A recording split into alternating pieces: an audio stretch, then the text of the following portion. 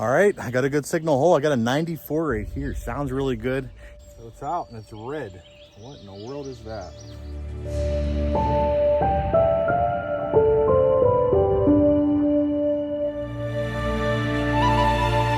All right, everybody, welcome back to Detecting PA. We are out again this week in the forest of Pennsylvania looking for some old home sites.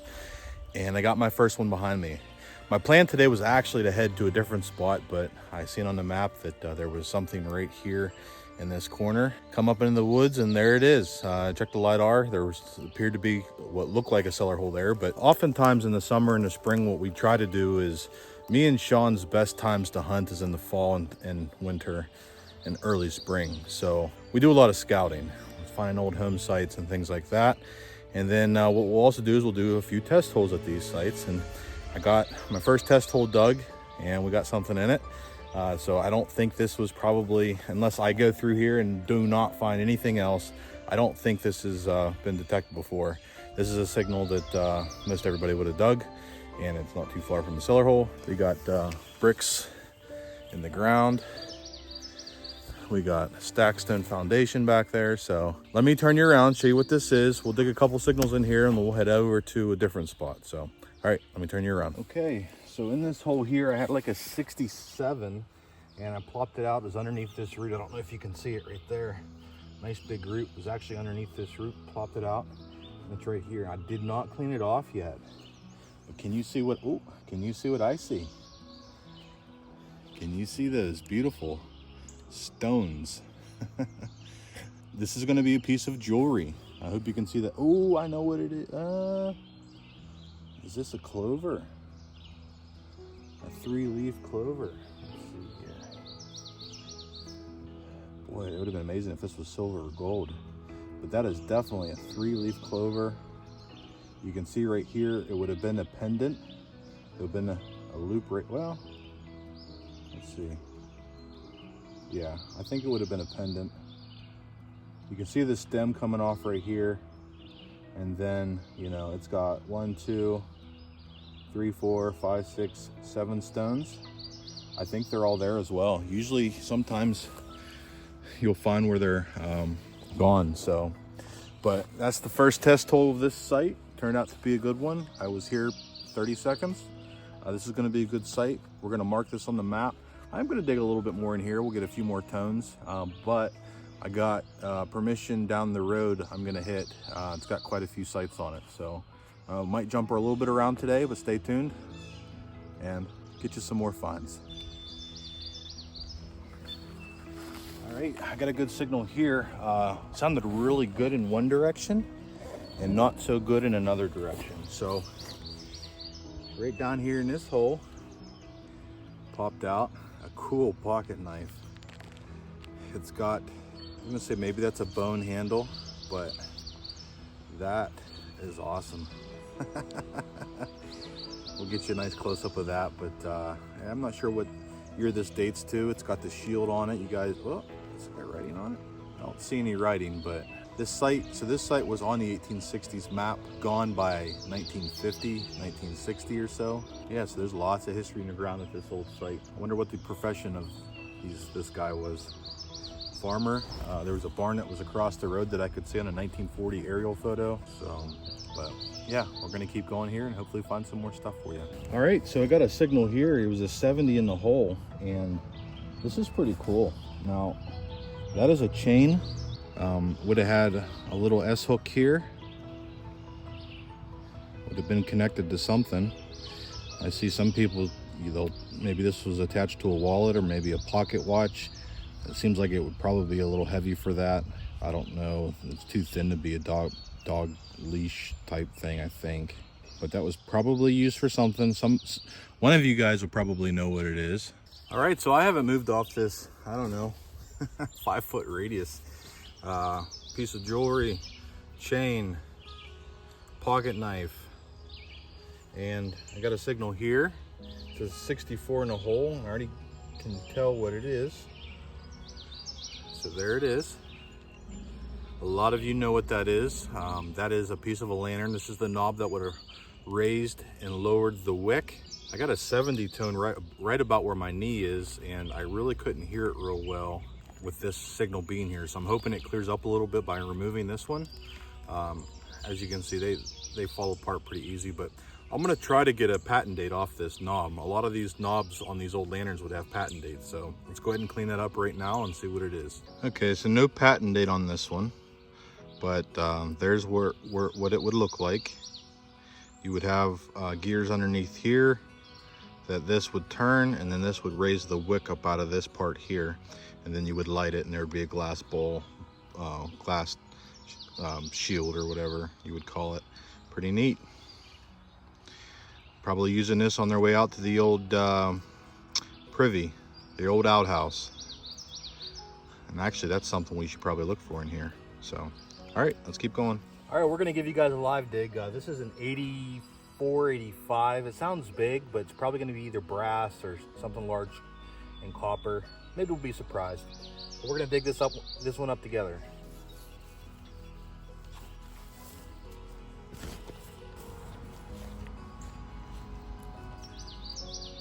In the plug, it's still about an 83.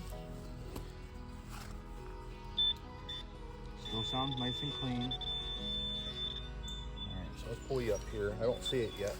I see a piece of glass in the hole. All right, what is it?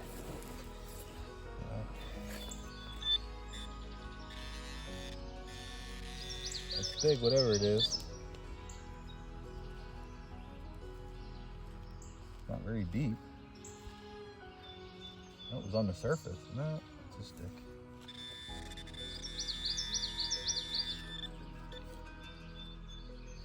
There it is. Okay. Well, it's kind of uneventful. This is going to be a mystery item. So it looks like it's lead. It's very heavy.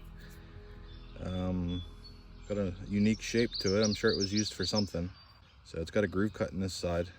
So, all right, let's keep going. All right, I got my first signal that may show us what this owner of this old home site may have done for a living. Now, like I said before, it did show that there was a barn here, but a lot of these people, they would have to have a barn because even though that they may work, you know, they still had to get milk and beef and everything on their own. So farming may have not have been their full-time job.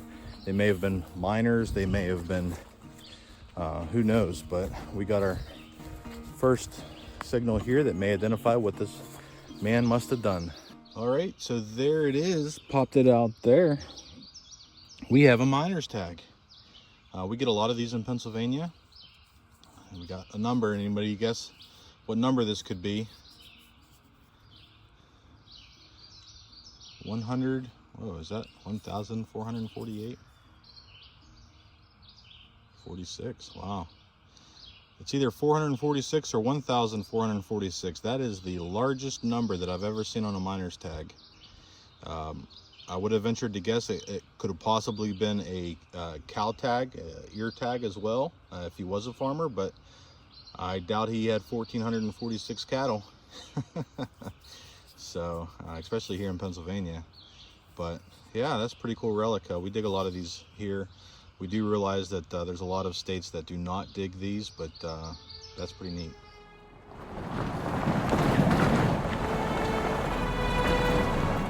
The story of the man who inhabited this home site is slowly being written. Hard labor through coal mining earned the paycheck that brought the food to the table, seemingly from the self-raised animals on his farm. The late-night walks through the backyard to the outhouse were always illuminated by the glow from a glass lantern. He would waken the next day, walk outside to his horse and wagon, check his pockets. Coins would fall out onto the ground. Some were located while others laid behind as he trotted off to the local mine. The woman of the home would stay behind and tend to the farm, though still dressed beautifully with bright jewelry. As we continue the search of the site, we hope more of a complete picture can be seen about how this family lived in the late 1800s and early 1900s. Let's get back to the finds. Oh boy, had a really good signal to the base of this tree. Now the cellar hole's down over the hill, and I was thinking, oh, maybe they buried like a cache of coins up there behind that tree, you know, for like their savings. And I had a huge high tone right there, and I got something really cool in the hole. I don't know if they put it there on purpose, but it's pretty cool. So let me turn you around and show you what it is. All right, we can kind of see it there. Big high tone right at the base of this tree. It's an old double axe bit. It's not a jar of cashed coins, but this is, well, not quite as cool as that, but pretty cool. I have rehung some of these, but you can see this left one is definitely busted. That left blade and the right. So this old axe head got a lot of use off of it for sure. Bet we'll find a few suspender clips in here. Them old chopping some wood, maybe popped off a suspender clip or two. Yeah, that's pretty cool. I wish I was able to rehang it, but this one's gonna stay here at this old site. Pretty neat. All right, let's keep going. Double axe head, awesome. All right, I don't know if you can tell, I'm up above the cellar hole is down here over the hill a little bit. There's a flat spot here, it's super flat, and it was created that way. And I was thinking that this is maybe where they would have parked the wagons up above the house. Maybe there was a little barn or something up here, a little out shed. But I got a signal in the hole that might confirm that. But I've been working my way through here and picking up a few tones here and there. But we'll go look at this right now to see if it could help confirm that. So let's take a look. All right, so in this hole here, I had like a 50 tone and I popped it out and it just looked like a round disc. Originally I thought it was gonna be like a piece of a pocket watch, but I don't know if you can see. So if you see this right here, this is a telltale sign. This is the back of a rosette, which is a bridal rosette, which would have went on the side of a horse's bridle. Oftentimes they would have like glass domes, or they'd be fancy and decorative. This one is just like a copper base. You can see where I busted it. You can see like the copper shining through there. And then this little stud here, this post or whatever you want to call it, the bridle would have went through there, and it would have been a nice decorative little rosette that would have went on the edge of a horse, or on the side of the face of the horse. So I found one of these that were glass and actually had a picture of a horse on the inside of it. It's probably the nicest one that I found, but yep, that's what that is. So maybe they did park their horses up here on this little flat. If that's the case, maybe getting out of their wagons, they would have dropped a few coins up here. So that's my theory. Let's see if it turns out to be true. All right, I got a nice high tone here and popped out another iron relic. Would have lent itself to the homeowner in his profession possibly, but we got a little pickaxe, little hand pickaxe. That's pretty cool. Now that is one I should definitely be able to repurpose. We can do electrolysis on that, clean that up real good, put a new handle in it, and that'll be a nice little pickaxe. That's pretty cool. Maybe he used this inside of the mine when he was picking away at the coal, and he lost his miner tag there on his way to work, getting in the buggy up on this flat. So that's my theory anyways. So pretty nice. All right, I got a good signal hole. I got a 94 right here. Sounds really good. Kind of sounds big, but it's got that good tone that a good coin would have. So I'm hoping it's a coin. Could be a brass relic, but anyways, it should be good. And a 94 in a site like this usually is a pretty decent find. So let's see what it is together. I'll actually live dig this one with you. 94, 95 both ways. Is it a coin? Is it a brass buckle? Is it silver? Ooh, 95, 96. Let me bring you guys a little closer. What's it going to be? Got a little piece of glass right there. Okay. Oh. What in the world is that? Or is it a little aluminum cup? Darn it. Oh, the curse of the live dig. Yeah, that's what it is, a little aluminum cup. All right, well, that's how it goes. Let's keep going. All right, got a pretty cool tone right here. It was a 99 on my machine. It's big and it's round, and it is in the hole right there. Now I thought, oh, it's probably not anything cool, but it is very cool. So here's the back of it, and there's the front of it. I believe that's the bell to an old telephone. Correct me if I'm wrong. That's pretty cool. It's a probably a large piece of brass. Yeah, that's pretty neat. Give a nice tone in the ground. That's worth saving. There's a mound right here that I'm sitting on. There's a lot of tones in here, some glass and stuff. I think this may be a area where they burn some garbage. So, yep, there we go. I wish it would have had, like, you would think they would have some kind of writing on it to identify the maker. No, it might. I see a little triangle at the bottom. Nope, but pretty neat nonetheless. Let's go. All right, so I'm moving down closer to the cellar hole. It's right here behind me. There's an area to the left of it to swing, and a little bit in here. Now you can, I don't know, you can see all this junk behind me. There's a lot of this area that we can't touch. Might have to come back in the winter, but I got a good signal right here. The 9495. We got a brass buckle. We find these a lot. This is probably to keep somebody, I don't think it's horse tack. I think it's probably somebody's pants buckle. I mean, it's about the right size there. But it could have been horse tack. The iron tongue, the tongue is gone and rotted away. The brass frame remains. Nice little relic at this old home site. All right, I had a 50 signal here, and I got something round in the hole. This is pretty cool. Now that is not my signal, but that is a clay marble. These are pretty old, probably 1860s maybe. Definitely a clay marble. I don't see any kind of fanciness on it or anything like that, but my target is still in the hole. It was a 54 or so. So let's put this in the pouch and see what that is. Maybe. Oh. So it's out and it's red.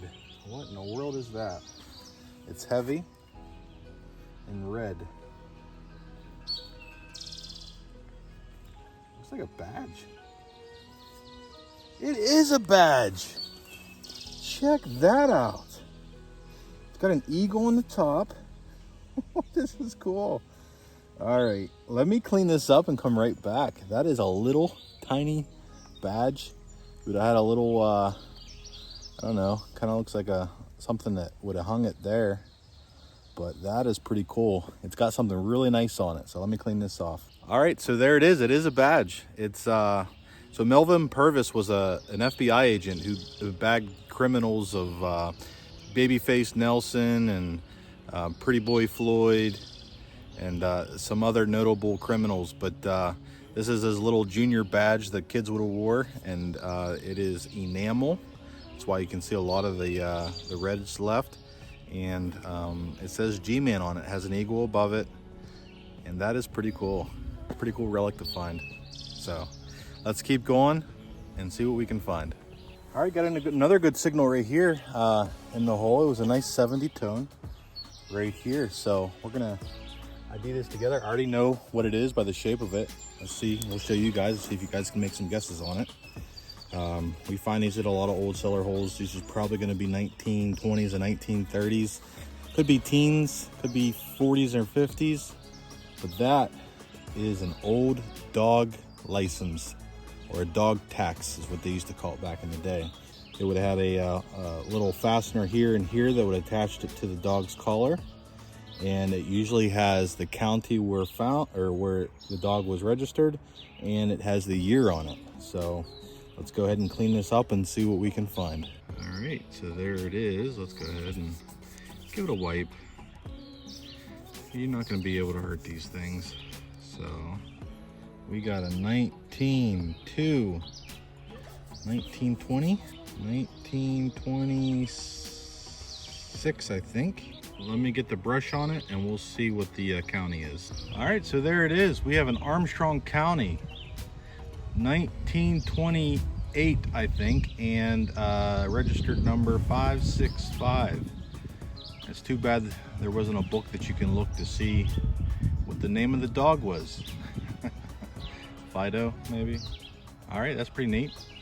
So we're gonna keep going here, a couple more tones, and then we'll head out of this site. All right, I finally have a coin right there. See what it is together here. It was an 86. All right, so I do see Lincoln. We got a year on it. 19, I wonder if it's the same year as the dog tax. 27. 1 year before, 1927. So I don't know if you can see that there, but it's an early one. I'll take it. Let's go. All right, so I just dug that wheat penny, and I have a 95 right here. Just in case, I'm gonna get you guys out. We're gonna dig this one live. Hopefully it's silver.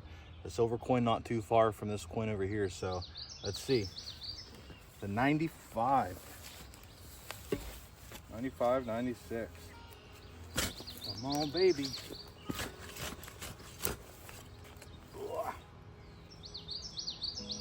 97, 98, geez. All right, let's bring you over here. See if we can get a glimpse of this thing together.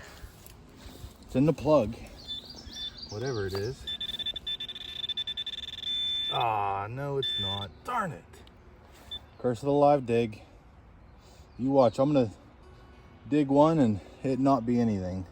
Or I'm gonna dig one and it's gonna be silver, so. All right, let's go. All right, I got a 60 in the hole and it's a coin.